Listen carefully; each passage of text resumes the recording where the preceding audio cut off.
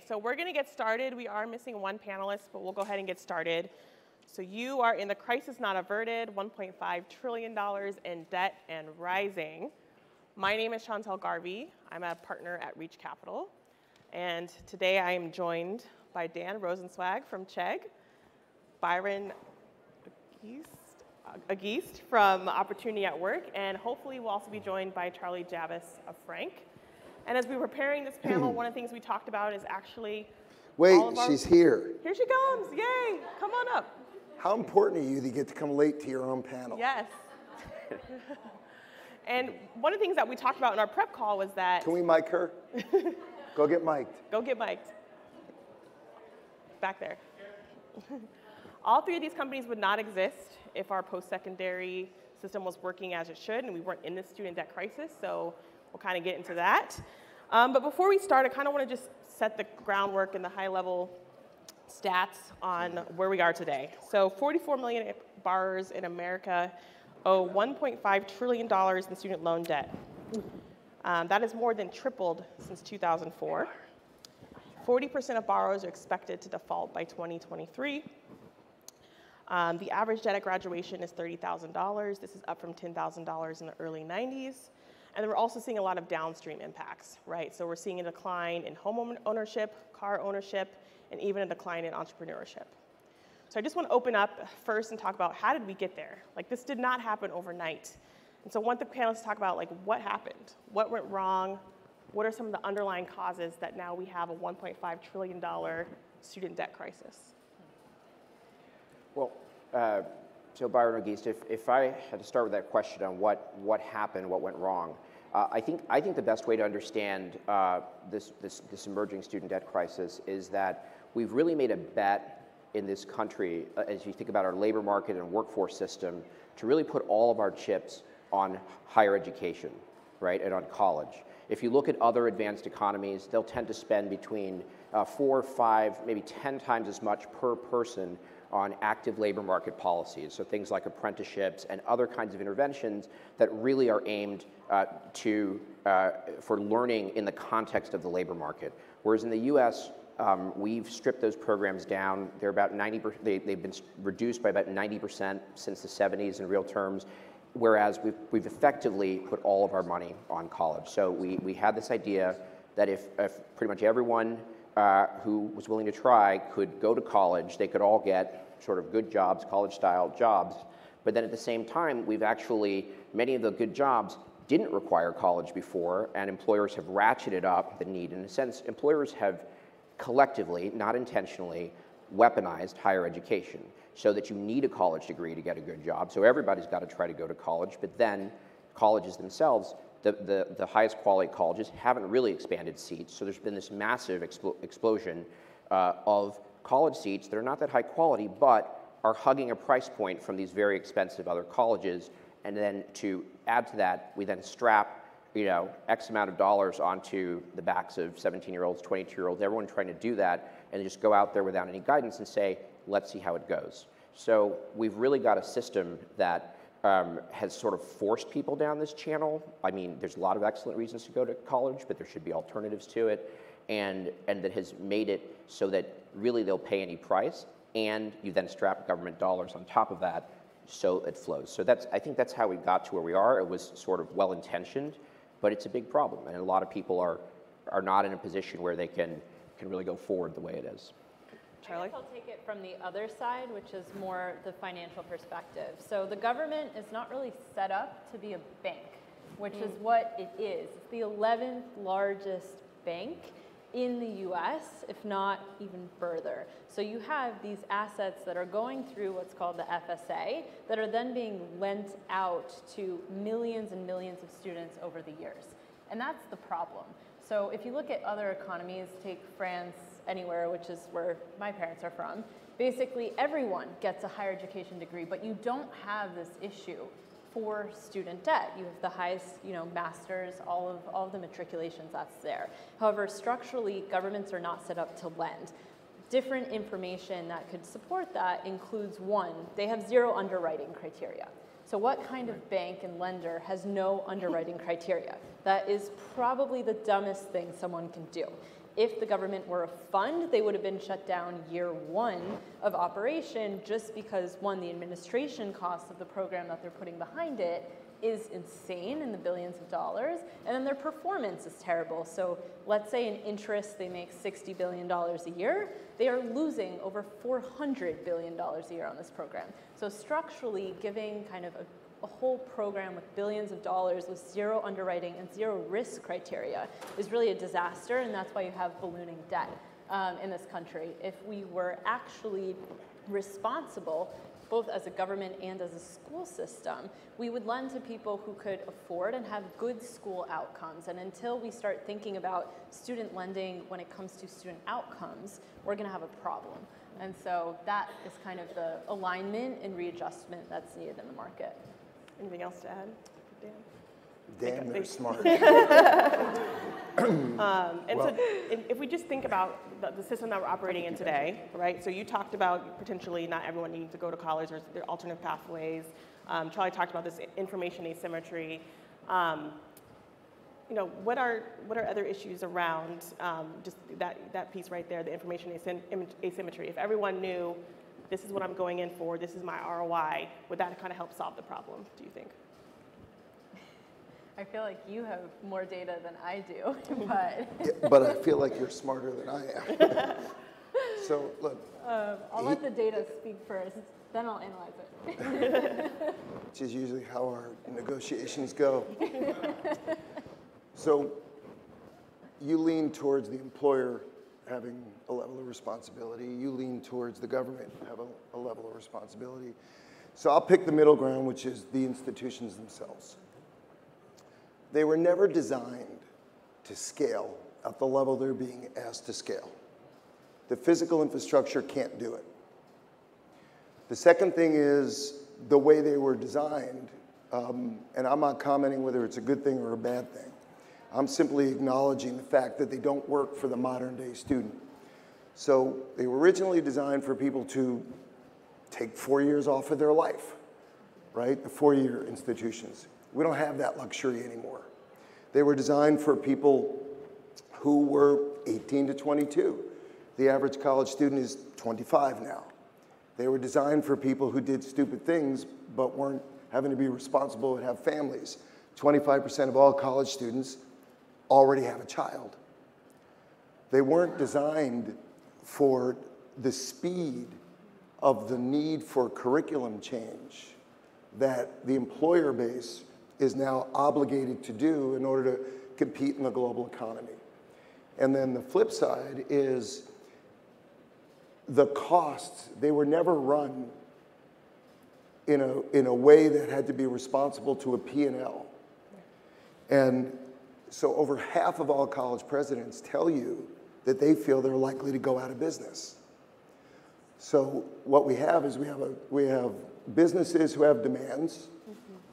We have a government who tried to do something good, which is make education in the past to middle class available to more people, diverse incomes, diverse backgrounds, immigrants, all things that you would root for the success. And then we have the overburdened institutions who don't have enough professors, don't have enough class time. But more importantly, if you just think about what the modern day student is, to the data point, they're older, they have less money. By 2022, 25% of all attendees of colleges, English will be their second language, which is already happening K through 8 now. We have a massive immigrant population, which I'm the beneficiary of, so I root for it. So we have people of different backgrounds, different cultures, different financial backgrounds, and we have lots of people entering the system who didn't have the support system that the schools were originally designed for, which is kids that could handle the work because they had been trained, supported, tutored to get into it. So what you've got is, the result is we wanted more people to go, but fewer are graduating. We wanted more minorities to go, fewer of them are graduating. What you're getting is 84% of rich people are graduating.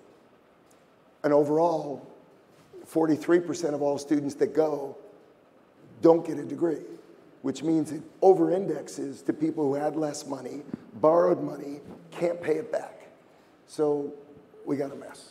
And do you feel like the goal of institutions has shifted over time? So would you say before college was more about a civic or a social role, and now it is primarily an economic role? Have you seen that shift over time, or has that always been the role? And I think it's one thing that's really worth saying about colleges and the higher education system in this country is it's incredibly diverse, right? And it has been. So you can't really say, colleges are for X, because there are big research universities, there are liberal arts colleges, there are sort of large-scale state colleges, there are community colleges, which themselves play many different roles, from sort of affordable first 2 years to more sort of technical. And really, in many ways, the diversity of the system can be a strength, has been a strength historically. Should be a strength. Should be a strength. And in fact, I think one of the things that strikes me most about the debate is sometimes the existing accredited higher education system sees this sort of new emergence of different kinds of sort of learning and post-secondary learning and blended learning and everything as kind of, well, that's different than what we do. But I actually see it as a total extension of what the American system at its best has been, which is to sort of like spawn new institutions and new approaches as new needs arise. I mean, think of land-grant colleges in the Morrill Act in 1862, like guaranteeing every territory when it became a state the resources to have a university that could teach agronomy and science and teachers and doctors. And I think this has been a very innovative sector over the course of American history. And I think we're at a moment where a lot of people are fearing innovation, and we're going to need it to sort of serve this diversity of students. So I just think that is a really important thing to say, because as Dan said, the students now are way more diverse than ever, and so there are going to be different needs, and the system has to, I think it should preserve this diversity, it should have many more options, and it's got to have better information, because I'm sure I don't know as much about finance as Charlie, but I know that without good information, you can't have good underwriting or good lending or good anything. Yeah, I think information asymmetry definitely plays a key role, especially with what we do, which is educating on the front end before you actually take out debt, before you actually think about what institutions you are going to and how affordable they are. And so I think a lot of the issues we're focusing on potentially the in-school experience, or focusing potentially some schools on let's get a degree to get this type of job, and really focusing on that training component. But there isn't a lot of information about what are the goals specifically of an institution. When I show up and I'm willing to pay $30,000 that year, what am I getting as a student, and where is that student advocate, and where is that information? And so the college scorecard was meant to be something like that. I know Dan has a lot of data as well on the school side. We have a lot of data between financial aid and the school side, but how do you make that digestible, and how do you start changing behavior? Because with all of this information, it's available. The government has it, companies have it. So why is that data not transparent today? Like why is there not a database I can just go to? The education lobby is huge. Given the outcomes that this sector currently has, we cannot actually stand by a lot of the institutions that are, advertising and enrolling most of the students today. I think the other big part of why that information isn't necessarily available is that, with the larger institutions that have the longitudinal data sets, what is going to compel them to give you that information? There's no regulatory framework, standards, or benchmarking around that. And companies work at different parts of the value chain. So you have in-school, that's like school support, or Dan's at, I'm pre and a little bit into, and then you have the employer side. So how do we mesh that all together? And what does that look like? And can you actually have open data in this space to be able to start addressing a lot of the concerns that students need to make a $500 billion purchasing decision every single year on their higher education? So, this is going to be an interesting presidential season. Excuse my voice.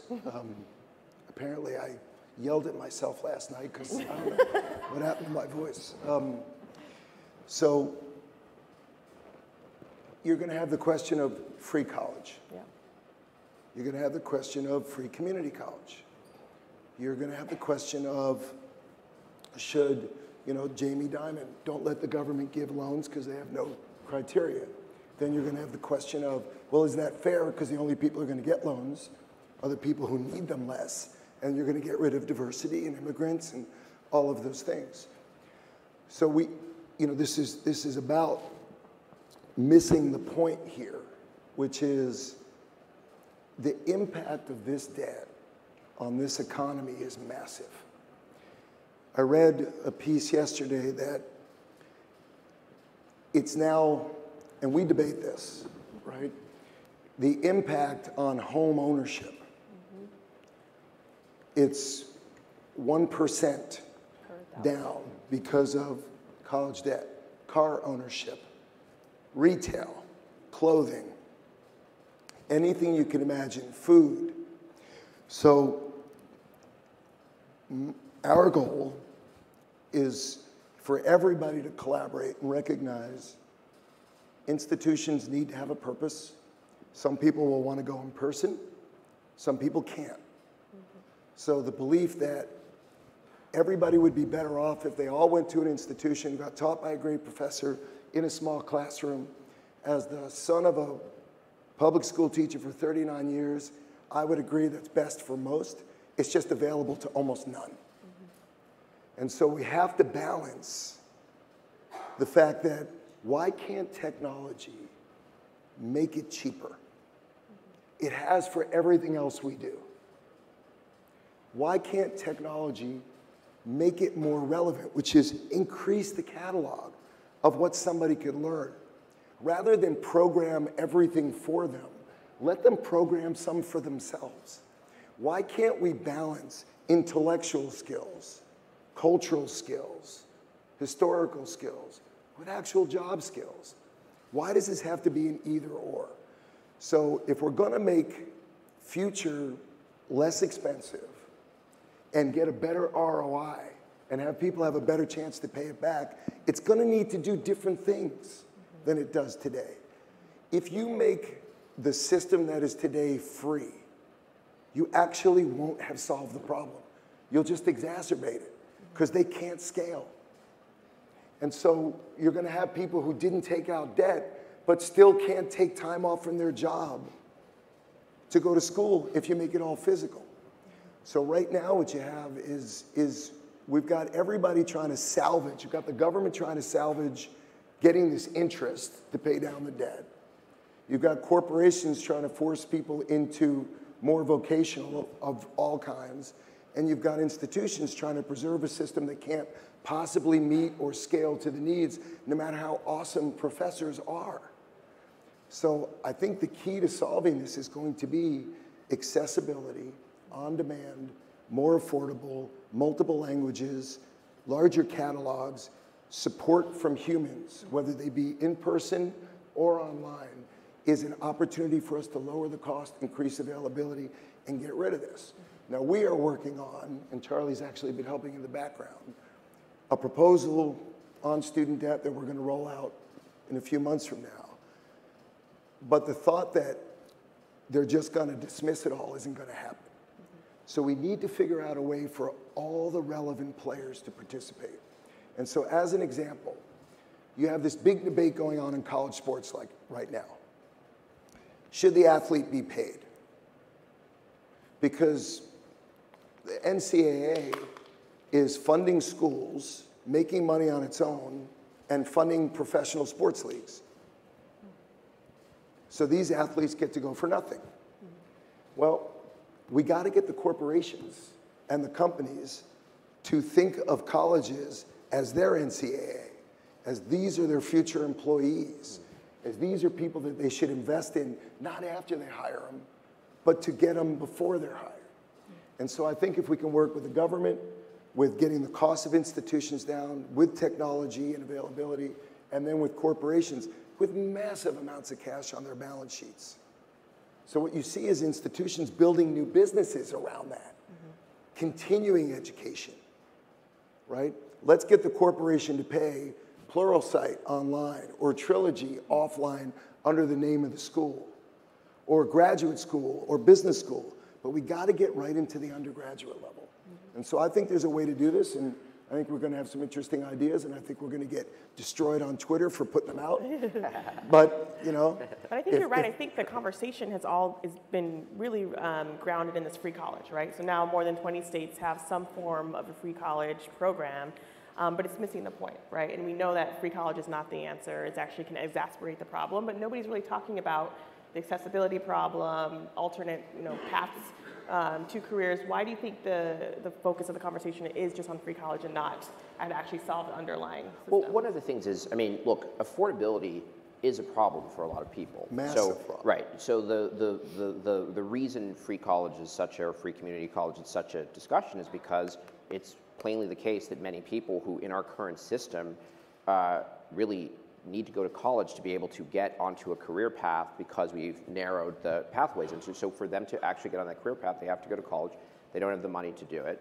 And so that's why free college. But I think what's underlying this is one of the most striking things about the debate to me is that people talk about the cost of college all the time, but they're not actually talking about the cost of college. They're talking about the price of college. And price and cost are different things, right? Cost is what it actually takes to deliver a service, right? Like what are all the kind of component parts? And so price is related to cost, but it's also related to subsidies and cross subsidies and, right? And sort of price discrimination. There's so many things that go into price that are not cost.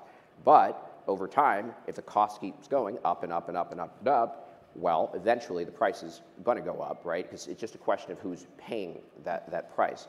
So I don't think... Or can anybody afford to? Well, so even if you give something for free... Can a system afford to? Right, so if you give something for free, it's free to the student, but it's not free.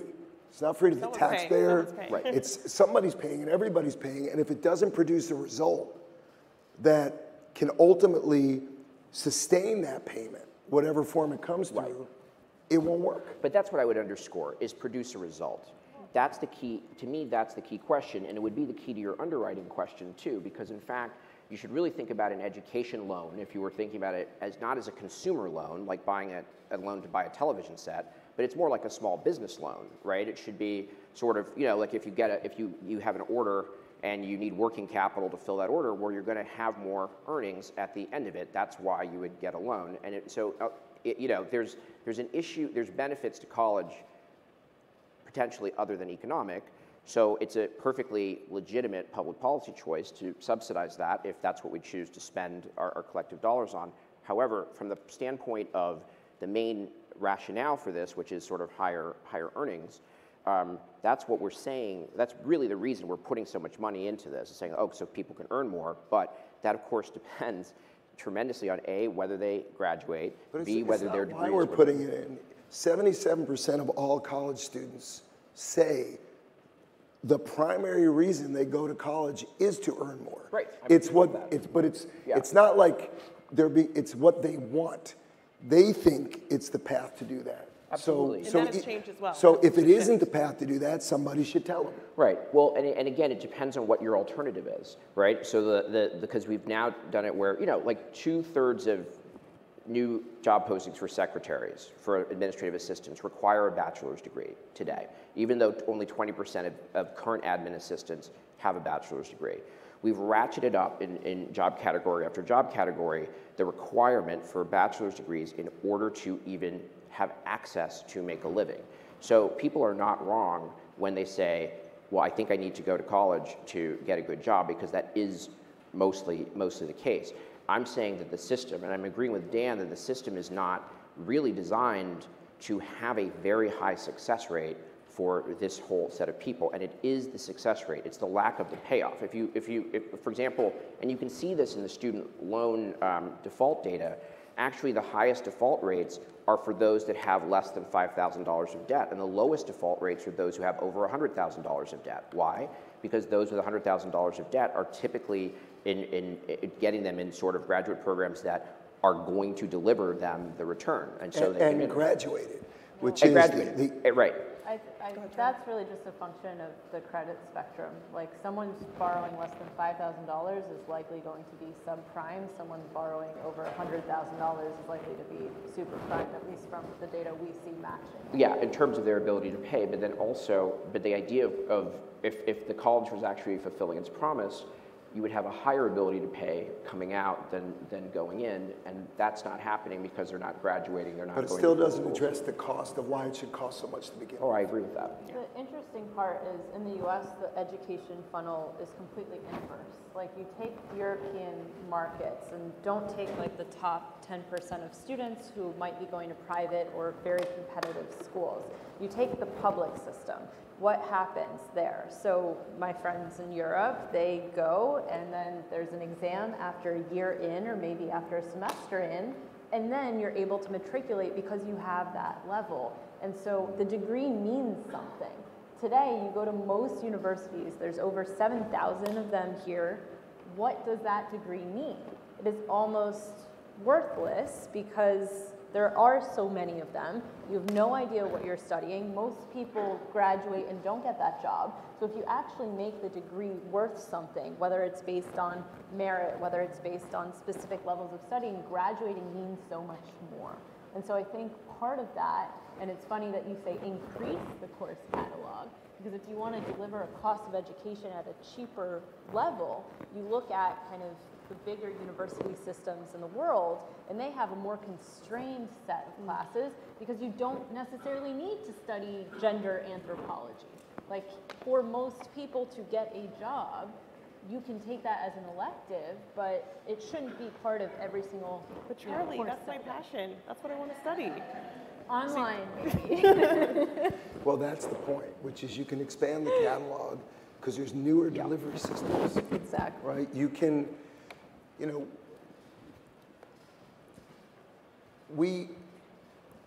our view is more people need to learn more things, are going to need to learn more things over the course of their life than they had to over the course of my life.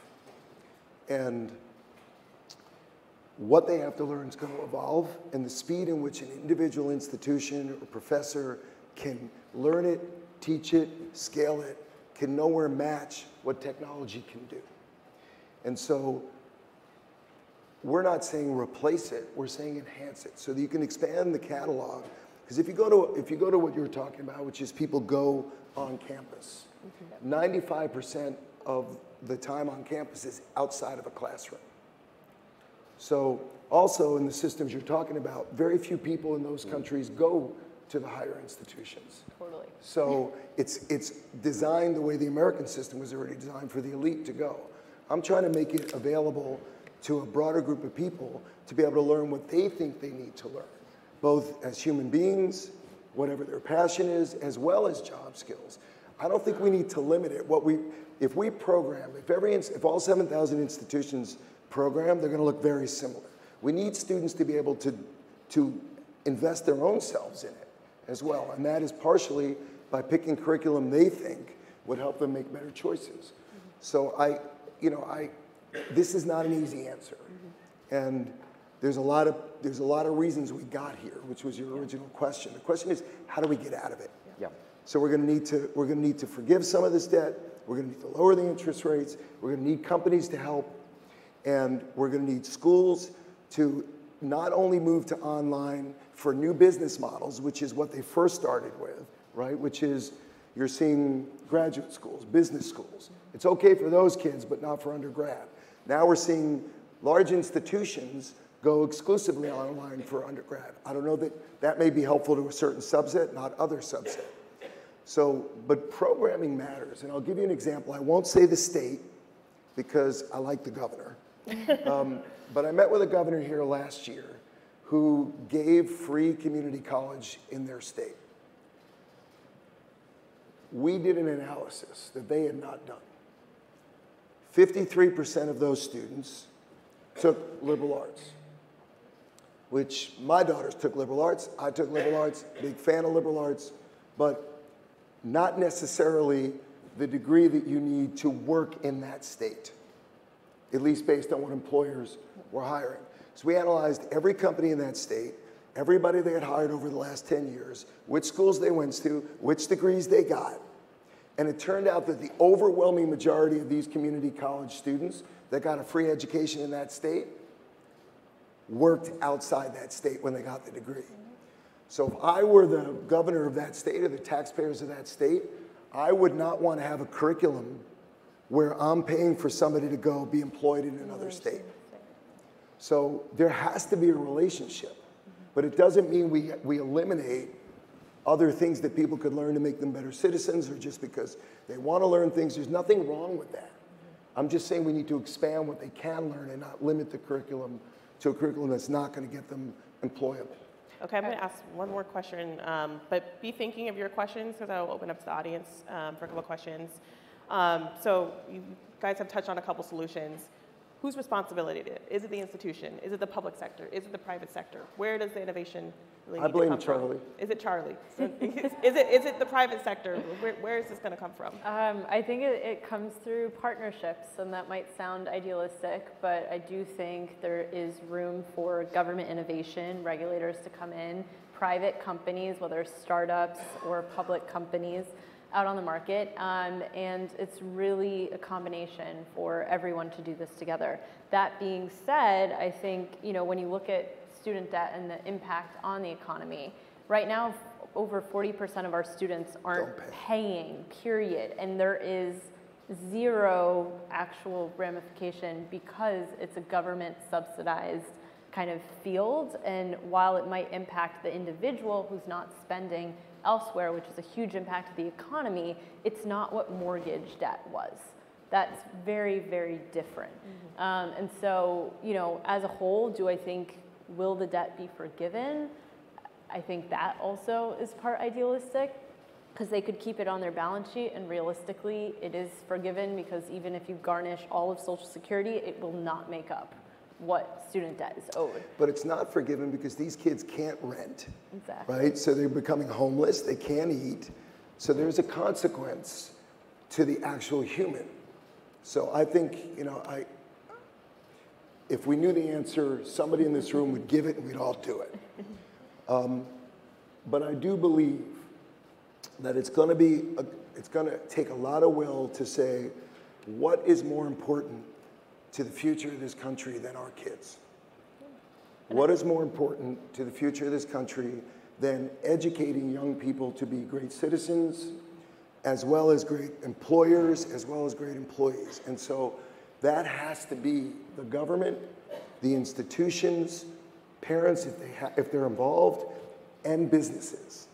And all of those people, there's enough collective money in this country to be able to reduce this burden, make what we teach more relevant to a larger group of people.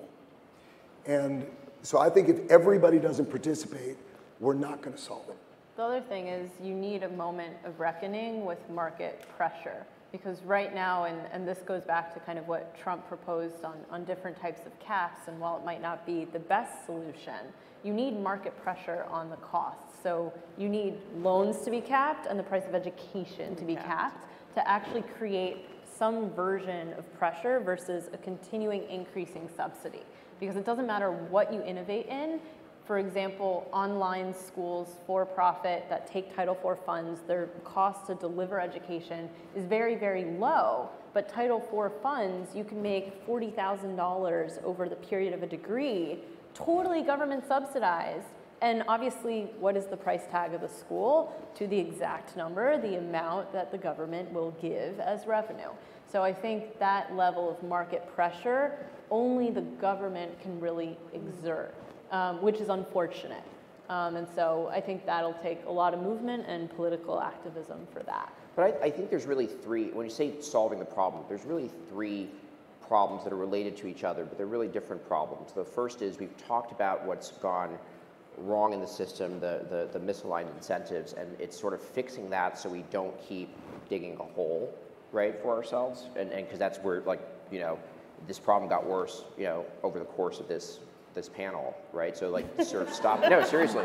And so like that's one thing, is sort of stop digging the hole. The second thing is we have a generation that has been much more kind of, a much higher percentage of that generation has been harmed than any prior generation, and has a burden that I just don't think is, again, it's sustainable for many, but it's not sustainable for many. And effectively, as Dan says, you have people who can't get started with their full lives and have this burden. It's actually, for most of them, it's not that high in absolute dollars, but for them, it's like it's a huge barrier. It's indentured servitude Yeah, for the rest of their life. It is if a little they pay it few. off, Absolutely. it takes 20 some odd years to pay off something.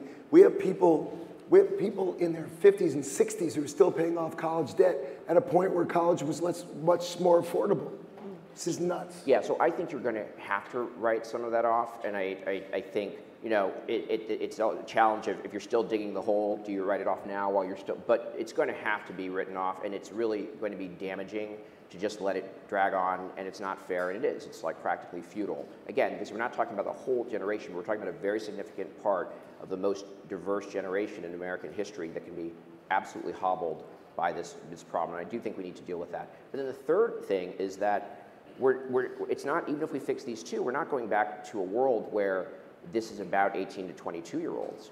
Like, on the contrary, we're in a world where lifelong learning is going to be essential, and that's sort of the whole lifelong learning to earning. So it's a much larger percentage of people that actually need to partake in post-secondary learning, and multiple times, and not in just one blocks. And so there's a bunch of fundamental design issues for a world like that. And so, for example, just to choose one issue, and it relates to the financing, I would argue that we've absolutely got the risk structure of student lending backwards, right? So in other words, it's no risk to the school and it's total risk to the individual, whereas the school should know much more than the individual is likely to know about, right, what the likely outcomes are. So in fact, what you should have is more, like, think about someone who's going to be retooled in their 30s or something. I think you would want much more, what you would want to guarantee is living expenses, right, for them, and then what you would want to put at risk is more of the tuition, more of the payments to the schools, and that should be more based on outcomes. But right now, it's the opposite. The school gets their money up front, and the individual has to wait and see whether this is worth anything to them, which sometimes it is, sometimes it isn't. So, but I mean, and there's like, you know, half dozen other things you'd want to think about, but the point is, we have to solve the initial problem, and we should morally and economically kind of, you know, hold harmless the people who got caught in this trap, but then we really have to get on with the business of what an actual lifelong learning system is. And one of the reasons I like working with Chegg on this is because Chegg does have a view, your data, like across, and first of all, it's a student-centric view, and secondly, it's across all these institutions, because although I think, of course I think partnerships are important, I actually think specialization is also important. The diversity of this is not just like everyone holding hands, it's like focus on things. You can expand the catalog and individual institutions can be more focused at the same time if there's more specialization and more access, right? Especially when you break down the distance barrier. So I think we have the pieces for a solution, and obviously the politics are always hard, but we've got to know first what problem we're really solving. So unfortunately, we are out of time, so I'm actually not going to be able to, we can talk about this all day. I can't. So I just want to end with each of you guys, maybe one thing you want everyone to walk out of the room with. So if they take one thing from this panel or this session, what would that be? And I'll start with you, Charlie. Thanks. Put you on the spot. It's not hopeless. We will figure it out. This is our future. It's our collective future. It's our culture. It's our values. It's our country. It's our economic system. And it needs to be solved, and we should have the political will. And those of us in the private sector should do our part. Those of us in the governmental sector should stop avoiding this, and we should stop floating ideas that will crush it rather than help reinvent it.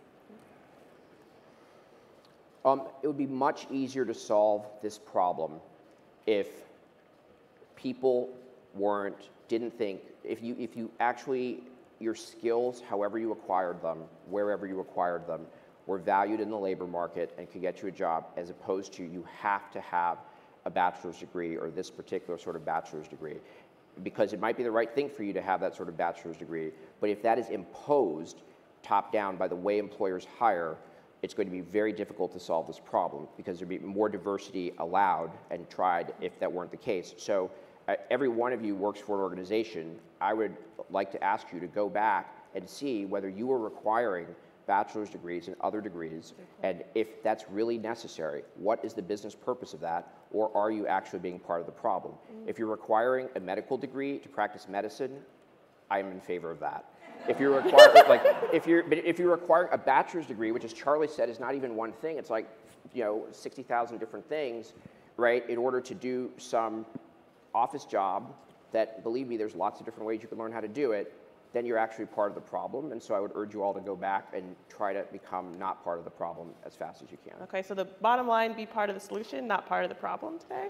Let's thank our panelists. Thank you guys so much.